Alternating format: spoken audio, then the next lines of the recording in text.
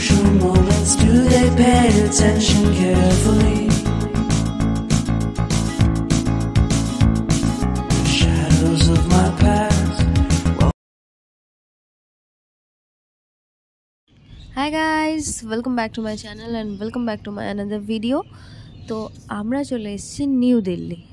This is new Delhi station. এবার new Delhi কী করতে যাচ্ছি, কেন যাচ্ছি, সবই তোমাদেরকে বলবো ইন ডিটেলসে।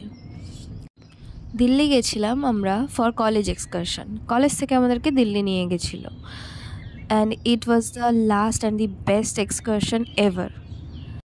সো নিউ দিল্লি স্টেশন নামার পর আমাদের জন্য একটা বাস ওয়েট করছিল আমাদেরকে নিয়ে যাওয়ার জন্য হোটেল অবধি। তো হোটেলটা যেটা ছিল নিউ দিল্লি স্টেশন থেকে অনেকটাই দূর ছিল, প্রায় 1.5 hours। তো আমরা বাসে করে রাস্তাটা দেখতে দেখতে যাই, আর দিল্লির রাস্তাঘাট seriously just wow. That's why this is called the capital of India.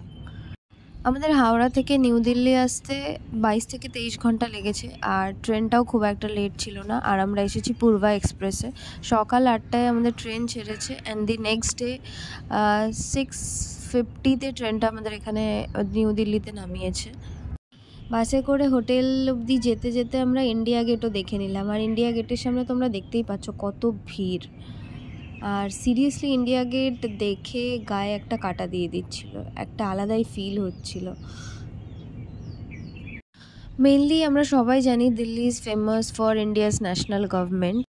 কলকাতার যেরকম একটা নিকনেম আছে দ্য সিটি অফ জয়, দিল্লির নিকনেম হচ্ছে দ্য সিটি অফ র্যালিস। গোটা একদিন বলতে গেলে ট্রেনে জার্নি করে 1-1.5 ঘন্টা বাসে ট্রাভেল করে যখন ফাইনালি আমরা হোটেলে যাই, আর ব্লগিং করার মতো এনার্জি ছিল না। তো নেক্সট ডে ঘুরতে বেরোনোর সময় যখন আমরা সেজেগুজে হোটেলের রিসেপশনের সামনে বসেছিলাম ওয়েটিং এরিয়াতে, তখন আমি একটা ভিডিও নেওয়ার চেষ্টা করি, আর ভিডিওতে সবাইকে আনার চেষ্টা করি। এখানে আমার ব্যাচমেটস অনেকে রয়েছে আর জুনিয়র্সরা রয়েছে। হোটেলটাও যেরকম খুব ভালো ছিল, আর আমাদের খাওয়া দাওয়া থাকার ফেসিলিটিও সেরকম খুবই অসাধারণ ছিল। ব্রেকফাস্টে ছিল পাস্তা, কলা, তরমুজ, চা, আরও ছিল বাটার নান আর দহি টাইপের কিছু একটা ছিল, আর একটা কী ছিল সেটা আমার মনে নেই। দিল্লিতে এটা আমাদের ফার্স্ট ডে আউট। আমরা কোথায় যাচ্ছি জানি না এক্স্যাক্টলি। আর বাসে সবাই মিলে আমরা একসাথে হই হুল্লোড় করে মজা করতে করতে গেছি। তো অনেকেই টায়ার্ড ছিল, ঘুমিয়েও পড়েছে।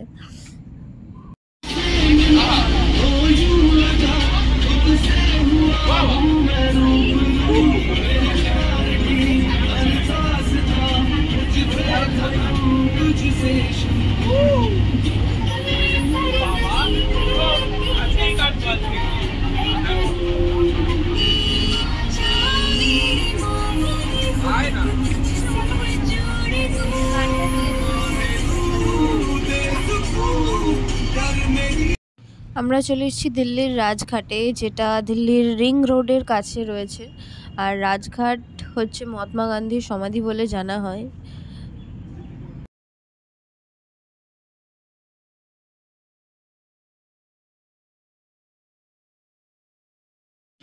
নেক্সট আমরা চলে গেছিলাম দিল্লির লালকেল্লা দেখতে, কিন্তু দুর্ভাগ্যবশত আমরা ভেতরে ঢুকতে পারিনি, কারণ আমরা যখন গেছিলাম তার কয়েকদিন বাদেই 15ই আগস্ট ছিল। তাই জন্য 15ই আগস্টের প্রিপারেশনের জন্য আমরা লালকেল্লাতে ঢুকতে পারিনি। তো লালকেল্লার পাশে এই মন্দিরটা ছিল, তো আমরা ওখানে মন্দিরটাতে গেছিলাম।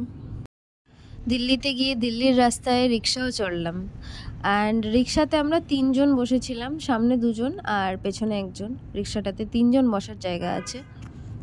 তারপরেই আমরা চলে গেছিলাম হুমায়ুন টম্বে। হুমায়ুন টম্ব হচ্ছে রাজা হুমায়ুনের মৃত্যুর 14 বছর পরে তার ফার্স্ট ওয়াইফ বেজা বেগম বলে একজন, উনি বানিয়েছিলেন হুমায়ুন টম্ব। আর এই হুমায়ুন টম্বের ভেতরে আমরা অনেক পাখি, ইভেন ময়ূরের সাউন্ডও পাচ্ছিলাম। ওই দেখো টিয়া পাখি।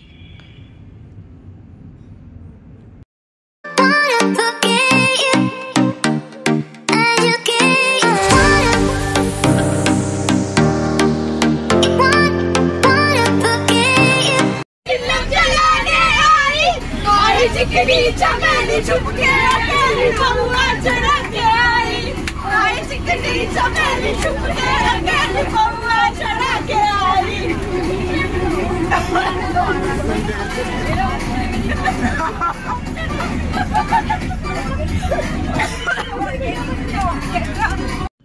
এভাবে নাচতে নাচতে হোটেল যাওয়ার পরও স্বাভাবিকভাবে সবাই টায়ার্ড হয়ে ঘুমিয়ে পড়েছে।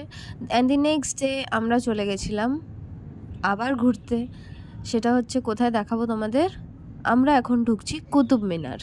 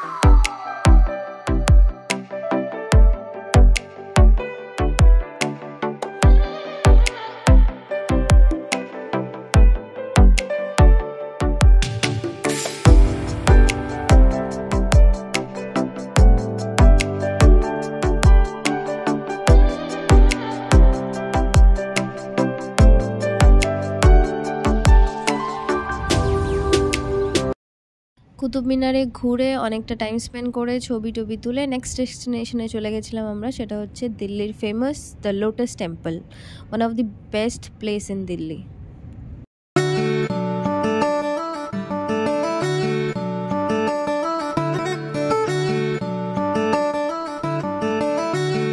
লোটাস টেম্পলটাকে দেখে তো তোমরা বুঝতেই পারছো যে এই টেম্পলটাকে লোটাস ফুলের মতন করে বানানো হয়েছে বলে টেম্পলটার নাম লোটাস টেম্পল। কিন্তু এই টেম্পলটা কোন গডের? অ্যাকচুয়ালি টেম্পলটা কোনো গডেরই নয়। এখানে প্রত্যেকটা রিলিজিয়নের লোক ঢুকতে পারে। এখানটায় পিস আর প্রেয়ারের জন্য মানুষ আসে। এবার চলে এসেছি আমরা আমাদের নেক্সট ডেস্টিনেশন। কোথায়? 1 2 3 দি ইন্ডিয়া গেট। ব্যাঙের মতো লাফিয়েছিল, জোরে ভ্যাট করে লাফিয়ে গিয়ে ওইখানে পড়লো। আর গ্রিন কালারের জামাও পরা আছে, কোলা ব্যাঙের মতো। কি কোথায় আসছেন আপনারা? India gate. ইন্ডিয়া গেট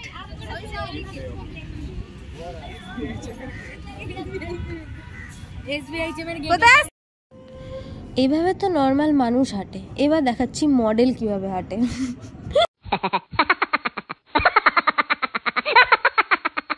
আর আমাদের এই মডেলটা হচ্ছে আমাদের বিপ্লব। ওর এসব অশালীল অ্যাক্টিভিটিতে আমরা এন্টারটেনমেন্ট হই প্রচুর। জানি না এভাবে হয়তো আবার কখনো একসাথে সবাই বেরোতে পারবো কিনা।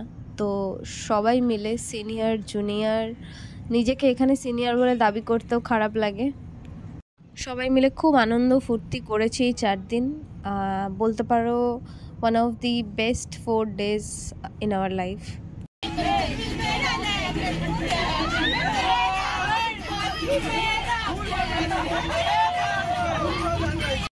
এভাবেই নাচানাচি হই হুল্লোড় করতে করতে আমরা আমাদের হোটেলের দিকে রওনা হই।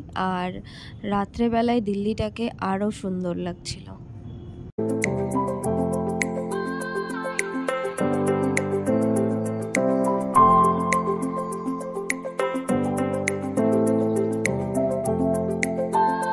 কলেজ এক্সকারশনে গেছি, আলটিমেটলি এক্সকারশনে তো যেতেই হবে, শুধু অন্য জায়গায় ঘুরলে থরেই হবে। তো আমরা সবাই মিলে রেডি হয়ে বেরিয়ে পড়েছিলাম আর বাসের জন্য ওয়েট করছিলাম। আমরা যাচ্ছি একটা ইনস্টিটিউটে, একটা হেলথ হসপিটাল ইন্ডাস্ট্রিতে যাচ্ছি আমরা ভিজিট করতে। সেটা হচ্ছে বাইজুস আকাশ। তো হেলথ কেয়ার সেক্টরটার নামই আকাশ। লিটারালি একটা ছাতায় 3 জনকে ধরছে না, তাও 3 জন একটা ছাতার নিচে।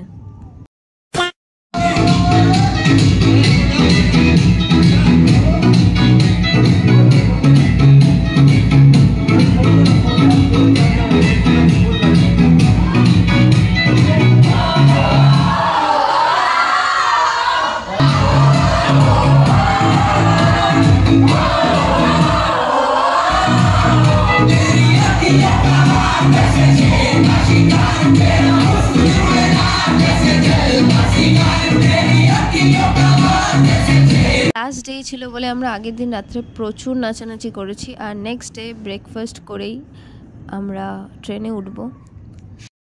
আর এখানটায় কাঁটা চামচ দিয়ে কলা খাওয়ার চেষ্টা হচ্ছে। আলটিমেটলি আমরা সবাই মিলে খুব আগ্রহী যে ও কাঁটা চামচটা দিয়ে কলাটা খেতে পারে কি না। আপনারাও দেখুন কাঁটা চামচ দিয়েও আলটিমেটলি কলাটা খেতে পারে কি না।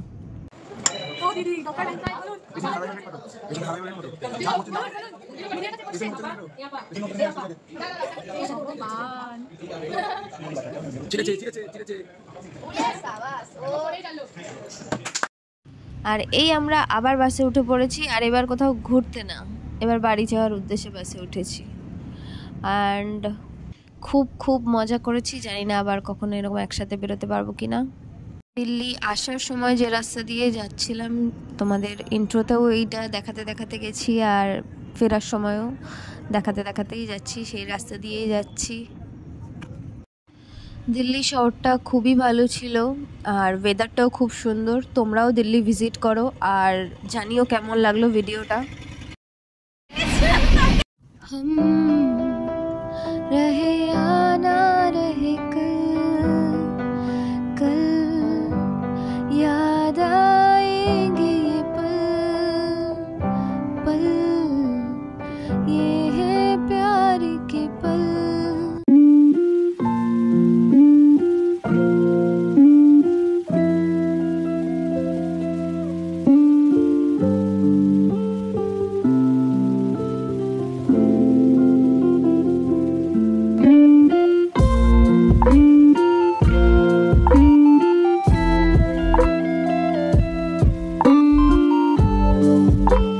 তোমাদের যদি ভিডিওটা ভালো লেগে থাকে তাহলে অবশ্যই লাইক, কমেন্ট, শেয়ার করো, আর যদি চ্যানেলে নতুন হয়ে থাকো তাহলে অবশ্যই সাবস্ক্রাইব করতে ভুলো না। Thank you.